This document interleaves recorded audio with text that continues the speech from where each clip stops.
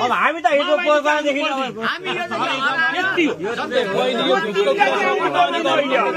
के भन्नुभयो एमाले माओवादी र कांग्रेस तीनजना नआउनु भन्टी तीनजना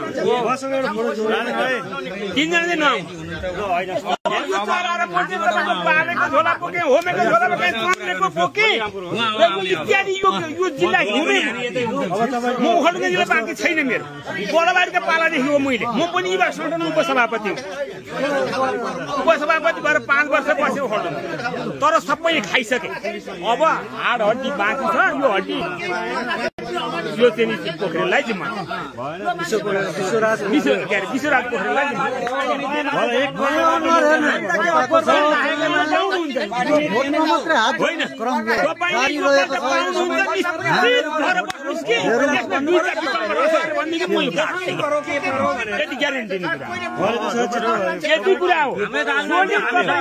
विकल्प दुईटै नलिनुहोस्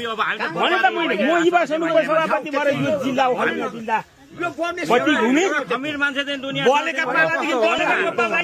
घुमे म बलबारीको पालादेखि घुमेको तर सबै खाइसके अब एकपल्ट चाहिँ तपाईँकै पालो हो के गर्नु हैन हाम्रै परिवार सबै हामी सबै ग्यारेन्टी यसमादेखि यता भन्नु सक्दिन हामीले कजालाई बाहिर हान्न बोलुङको 1000 बाहिर हान्न त्यति मात्र खम्बा 1000 बाहिर हान्न मैले भेटे जति बुझ्मा ओके बेटा